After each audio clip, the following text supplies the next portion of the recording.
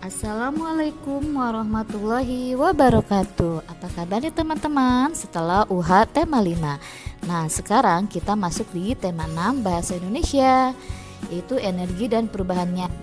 Pada subtema 1 dan subtema 2 kita akan menggali informasi tentang sumber energi dan perubahan energi. Sebelumnya kita baca basmalah bersama-sama.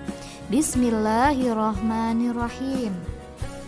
Informasi yang pertama-tama adalah tentang sumber-sumber energi. Apa sih energi?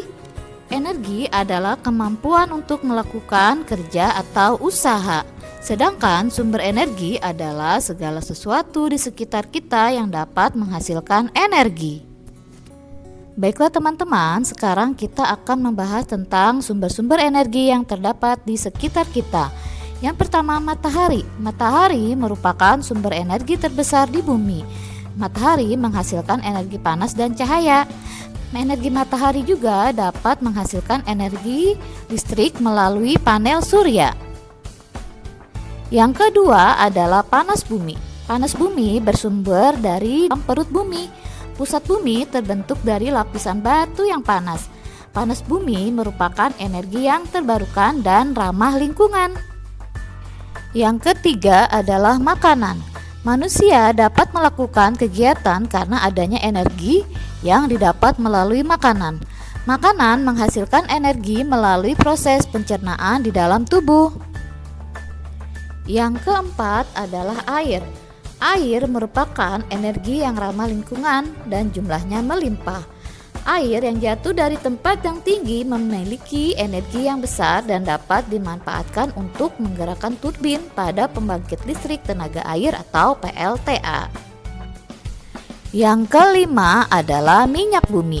Minyak bumi berasal dari fosil. Fosil terbentuk dari makhluk hidup yang mati dan terpendam di dalam tanah hingga jutaan tahun. Pemanfaatan minyak bumi adalah sebagai bahan bakar. Dan hasil olahan minyak bumi ada yang berupa oli, solar, minyak tanah, bensin, dan gas LPG. Yang keenam adalah angin. Angin adalah udara yang bergerak. Energi angin biasanya dimanfaatkan nelayan untuk mencari ikan di laut. Energi angin juga bisa dimanfaatkan untuk menghasilkan listrik. Energi angin jumlahnya melimpah. Bentuk-bentuk energi. Yang pertama adalah energi bunyi. Energi bunyi dihasilkan dari suara yang bergetar. Contohnya suara musik, lonceng berbunyi, dan kicauan burung. Yang kedua, energi panas dan cahaya. Energi panas dapat dimanfaatkan untuk mengeringkan garam, ikan, padi, dan menjemur pakaian. Energi cahaya dapat digunakan sebagai penerangan, contohnya matahari dan lampu. Yang ketiga, energi listrik. Biasanya digunakan untuk menghidupkan alat-alat rumah tangga, contohnya menyalakan kipas angin, blender, pemanas nasi, setrikaan, pompa air, dan lain sebagainya. Informasi selanjutnya di subtema 2 adalah tentang perubahan energi. Teman-teman, silakan perhatikan pada gambar berikut. Pada gambar berikut terdapat kipas angin. Bagaimanakah kipas angin dapat bergerak? Kipas angin bergerak karena adanya perubahan energi. Pada perubahan energi tersebut adalah energi listrik menjadi energi gerak. Untuk perubahan selanjutnya adalah perubahan energi listrik menjadi energi panas. Energi listrik menjadi energi panas dapat kita lihat melalui alat-alat elektronik seperti microwave, pemanggang roti, setrikaan, dan kulkas. Pada alat tersebut terdapat bahan pemanas yang terbuat dari pengantar panas. Yang selanjutnya adalah energi listrik menjadi gerak. Terdapat contoh pada alat elektronik, mesin cuci, blender, pengering rambut, mixer, dan pada alat tersebut dapat menghasilkan gerak karena terdapat motor listrik di dalamnya. Selanjutnya adalah energi listrik menjadi energi bunyi. Contohnya terdapat pada alat elektronik seperti televisi dan radio. Selanjutnya adalah energi listrik menjadi cahaya. Contohnya adalah seperti televisi dan lampu listrik.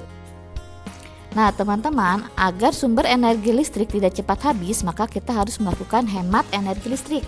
Dapat kita lakukan diantaranya matikan lampu dan alat elektronik yang tidak digunakan, mencabut alat elektronik dalam kondisi standby, dan mengatur suhu pendingin ruangan atau AC hingga 25 derajat Celcius. Penghematan juga tidak hanya pada energi listrik, juga terdapat pada energi air. Teman-teman, gunakan air secukupnya, matikan keran bila tidak diperlukan, menyiram tanaman dengan air hujan, menggosok gigi dengan air secukupnya, dan tidak menggunakan air secara berlebihan. Mulai saat ini, mari kita belajar bersama-sama untuk menghemat energi. Baiklah teman-teman, terima kasih sudah menyimak video dari Bunda. Bunda ucapkan terima kasih. Wassalamualaikum.